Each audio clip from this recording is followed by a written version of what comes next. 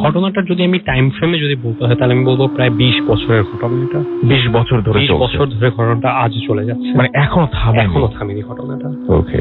তো ঘটনার শুরুটা হচ্ছে 1996 সালে, যখন আমার আব্বু তার আরো 3 জন বন্ধু মিলে ডিসাইড করে যে ঢাকা শহরের খুব রিনাউন্ড একটা এরিয়া এখন, সেখানে একটা বাসা বানাবে। তো যেই কথা সেই কাজ, তো আব্বু বন্ধুরা মিলে সব ডিসিশন নিয়ে একটা জায়গা পছন্দ করে সেটা কিনলো। তো মজার কথা হচ্ছে যেই জায়গাটা আমার আব্বুরা কিনেছে সেই জায়গাটা হচ্ছে ঢাকার 3টা এরিয়ার একটা কানেক্টিং পয়েন্ট। সো দেখা যেত যে ওই 3 এরিয়ার মানুষরা ওই রাস্তাটা খুব বেশি ইউজ করতো তাদের বাইপাস হিসেবে চলাচল করার জন্য। তো যখন শুনলো যে এখানে বাসা হবে, তার প্রত্যেকে মোটামুটি একটু ক্ষুব্ধ হলো যে কেন একটা রাস্তা বন্ধ হয়ে যাবে এটা। কিন্তু এটা কিন্তু আসলে একটা রাস্তা নয়, এটা হচ্ছে রাস্তা করে নেওয়া হয়েছিল, মানুষজন ভেঙে ভেঙে রাস্তাটা করে নিয়েছিল। তো বলে রাখা ভালো, এখানে অনেক ট্রাইবাল পিপল ছিল, অনেক কি বলবো ঠিক আমি এক্স্যাক্টলি বলতে পারছি না, মানে বলতে চাচ্ছি না যে কারা থাকতো, আর তারা অনেক ভায়োলেন্ট একটা প্লেস আমি বলবো। আচ্ছা, ঠিক আছে। তো তারাই ওইখানে ভেঙে একটা ছোট মোটো রাস্তা করে নিয়েছিল সবাই যাওয়ার জন্য। তো 1996 সাল যখন বাসার কনস্ট্রাকশন কাজ ফাইনালি শুরু হলো, সবকিছু বাধা এড়িয়ে যখন ফাইনালি কাজ শুরু হলো, অনেক কুফরি কালাম করা হয়েছে, অনেক জাদুটনা, অনেক কিছু করা হয়েছে যাতে এই কনস্ট্রাকশনটা থামানো যায়। কিন্তু আলহামদুলিল্লাহ সব আল্লাহর রহমতে সবকিছু কনস্ট্রাকশন 1996 সালে এটা শুরু হলো। তো যখন কনস্ট্রাকশন শুরু হলো, কনস্ট্রাকশনের 1-1.5 মাসের মধ্যেই যখন রাজমিস্ত্রি এবং তারা কনস্ট্রাকশনের বাকি মানুষজন যখন মাটি খুঁড়ছে, একটা অনেক বড় একটা পেট্রা পাওয়া যায়। পেট্রার মধ্যে অনেক স্বর্ণালঙ্কার ছিল। তো সেই স্বর্ণালঙ্কার গুলি আমার আব্বু আর খুব একটা বেশি গ্রাহ্য করেনি, সেগুলোই বলেছে যে ঠিক আছে, যেহেতু তোমরাই খুঁজে পেয়েছো তোমরাই এটা মানে তোমরা তোমাদের মতো নিয়ে নাও, ভাগাভাগি করে। তো আমার বুক খুব একটা বেশি গ্রাহ্য করেনি। তো পরে এলাকার অন্যান্য মানুষজনের কাছ থেকে খবর নিয়ে মোটামুটি জানা গেল যে এইখানে 2 রকম মতবাদ কাজ করে, বাট এক্স্যাক্টলি এখন পর্যন্ত ট্রেস করা যায়নি। একটা গ্রুপ বলে যে এখানে একটা শ্মশান ঘাট ছিল, কারণ যেহেতু বাক্স পেট্রা পাওয়া গেছে, সাথে অনেক লাশের খুলিও পাওয়া গেছিল। আচ্ছা, অনেক লাশ, মাথা, খুলি, অনেক কিছু পাওয়া গেছিল। তো অনেকে বলে এটা একটা মানে একটা শ্মশান ছিল, এখানে মানুষ পোড়ানো হতো। আবার অনেকে বলে এটা একটা গণকবর ছিল, কারণ যেসব হাড় গোড় পাওয়া গেছে। তো যে আমরা মনে করি সেটা গণকবরই হবে, কারণ স্বর্ণালঙ্কার গুলো মোটামুটি ছিল হচ্ছে অনেক স্বর্ণালঙ্কার ছিল পেট্রার মধ্যে ভরা, স্বর্ণালঙ্কার, রূপা, খড়া, এবং সবকিছু ছিল হচ্ছে পুরোনো আমলের, এই মডার্ন যুগের নিয়ে আনা। তো আমরা মোটামুটি চিন্তা করেছিলাম যে আচ্ছা ঠিক আছে, যেহেতু এরিয়াটা খুব ভায়োলেন্ট একটা এরিয়া এবং এখানে অনেক বেশি পাওয়া গেছে, তো আমরা মনে করেছিলাম হ্যাঁ এটা আসলে গণকবর হিসেবেই বোধহয় কোনো কারণে মুক্তিযুদ্ধ বা ওই সময় পিরিয়ডে এটা ইউজ করা হতো।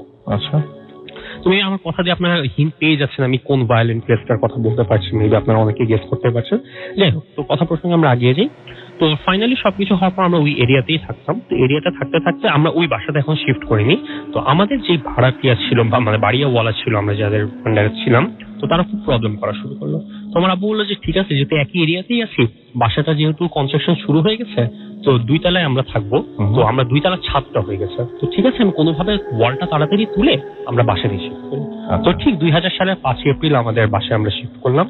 তো বলে রাখা ভালো যে বাসাটা এখন একটা সোসাইটি, সেই সোসাইটিতে আমরা 3 নাম্বার পরিবার ছিলাম যারা শিফট করেছে। বিশাল বড় একটা সোসাইটি, কম হলো 80টা বাসা, একটা 80টা ফ্ল্যাট মানে বিল্ডিং এর সোসাইটি। সেখানে আমরা মাত্র 3rd ফ্যামিলি যারা আমরা শিফট করেছি। তো প্রথমেই যেহেতু বলেছিলাম যে খুব একটা ভায়োলেন্ট এরিয়া, তো আন্ডার কনস্ট্রাকশন থাকার সময় অনেক কিছু হয়েছিল। এর মধ্যে একটা উল্লেখযোগ্য ঘটনা ছিল 1998 সালে, যেটা পেপারে অনেক বড় করে এসেছিল।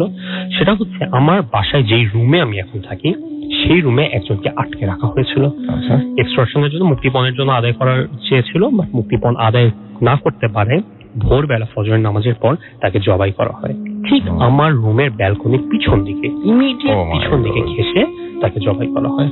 তার মাথাটা আমার ঠিক ব্যালকনির পিছনেই রেখে দেওয়া হয় এবং তার বডির 12টা টুকরা খুব একটা ওই এরিয়াতে খুব নাম করা একটা স্কুল আছে, স্কুলের সামনে বডির 12টা টুকরা রাখা হয় এবং এইটা পেপারে অনেক বড় করে একটা হেডলাইন আসে।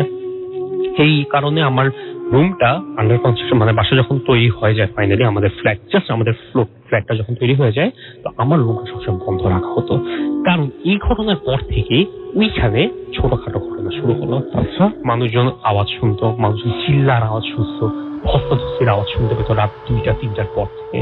কখনো রাতে 12টা-1টা এরকম সময় না, সবসময় রাত 2টার পরে ঘটনাগুলি হতো এবং ঠিক ফজর পর্যন্ত চিল্লি ধস্তাধস্তির আওয়াজগুলি হতো, খ্যাচ খ্যাচ খচখচ আওয়াজগুলি হতো। ঠিক ফজরের আজান হতো, সব বন্ধ, সব সাথে সাথে বন্ধ হয়ে যেত। তো আব্বু সবকিছু জানার সত্ত্বেও সাথে সাথে যখন আমরা যেদিন 2000 সালের 5 এপ্রিল যখন বাসায় উঠি, বাসায় ওঠার সাথে সাথে আগে মিলাদ দিল আপু। ঘর বাঁধাই করার জন্য, মিলাদ দেওয়ার জন্য যা যা করার, কোরআন খতম সবকিছু আমার আব্বু করলো। করার পর আমরা ফাইনালি বাসায় উঠলাম আলহামদুলিল্লাহ। ওঠার পর যেহেতু ওই রুমে একটা প্রবলেম ছিল, যেহেতু আমার রুমে যেহেতু ঘটনাটা ঘটা, রুমের ইমিডিয়েট পিছনে অ্যাডজেসেন্ট বারান্দায়, আমার রুমটা সবসময় বন্ধ রাখা হতো। ভালো কথা। এরপর আমাদের ফ্লোরটা যেহেতু হয়েছে, তো আমার আব্বুর ইমিডিয়েট পাশেই যে ফ্লোরটা, সেটা ছিল আমার আব্বুর এক ফ্রেন্ডের। তো আমার আব্বুর ফ্রেন্ড বলে, আচ্ছা ঠিক আছে, যেহেতু আপনি করে ফেলেছেন আপনার ফ্লোরটা, আমিও আমারটা করি। তো ফার্স্ট ইউনিটটা হয়ে গেছে, সেকেন্ড ইউনিটটা পড়া শুরু হলো এবং উইদিন আ ইয়ার কমপ্লিট করে ফেললো আমার আব্বুর বন্ধু। কোনো ঝামেলা ছাড়াই? কোনো ঝামেলা ছাড়া আলহামদুলিল্লাহ সুন্দর মতো হয়ে গেল। কিন্তু উপরে কিন্তু 3 তলার ছাদও এখনো হয়নি, জাস্ট 2 তলার ছাদ দিয়ে আমরা থেমে আছে। তো ফ্ল্যাট দেওয়ার পর প্রতিবেশীদেরকে আনাগোনা করা হলো, প্রতিবেশী আসলো, 2001 সালে প্রতিবেশী আসলো। তো এই প্রতিবেশী হচ্ছে আমাদের এরিয়া বলতে গেলে হচ্ছে, যেহেতু আমরা একদম বললাম না আইসোলেটেড একটা এরিয়াতে ছিলাম, মাত্র 3 নাম্বার পরিবার, তো আনাগোনা বলতে কারো ছিল না আমাদের। দেখা যেত আমরাও একটু এর দূরে বলে আমাদের আত্মীয় স্বজনরা সহজে এইদিকে আসতে চাইতো না সহজে। তো যেহেতু প্রতিবেশী একটাই মানুষ, তো দেখা গেল যে খুব আতিথেয়তা বেড়ে গেল, খুব বেশি যাতায়াত হলো, তো সবকিছু সুন্দর মতো যাচ্ছে। মিনওয়াইল 2001 সালের লাস্টের দিকে যখন তারা আসে, 2002 সাল গেল ঠিক মতো 2003 সালের দিক থেকে হঠাৎ করে বাসায় মানে একটা অস্বস্তিকর একটা পরিবেশ ক্রিয়েট হলো। মানে আমি বুঝাতে যাচ্ছি যে মানে বাসায় কোনো স্টেবিলিটি নাই। দেখা যাচ্ছে আব্বু আম্মু একদম চুন থেকে পান খুঁজতে তাদের মেজাজ খারাপ হয়ে যাচ্ছে, খুব অল্পতে কথা কাটাকাটি, অশান্তি শুরু, সোজা বাংলা একদম অশান্তি শুরু হলো। বাসায় কোনো শান্তি নাই, কোনো কিছু, একদম চুপচাপ বাসা। হঠাৎ করে কিছু একটা হলো, দেখা গেল চিল্লাচিল্লি শুরু হয়ে গেল।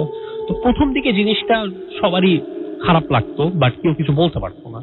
করতে করতে যেতে যেতে, যেহেতু বলে রাখা ভালো যে আমাদের বাসায় কোনো কাজের মেয়ে ছিল, আমাদের বাসায় যতবারই কাজের মেয়ে রাখা হয়েছিল 3 থেকে 4 বার, প্রত্যেকবারই তারা চলে যেত, তারা কেউ থাকতো না। কেন থাকতো না আমি এটার ঘটনাটা পরে বলছি, আমি আপনাকে ফ্যাক্ট সব বলে যাই। কাজের ছেলে একটা রাখা হয়েছিল, তো কাজের ছেলে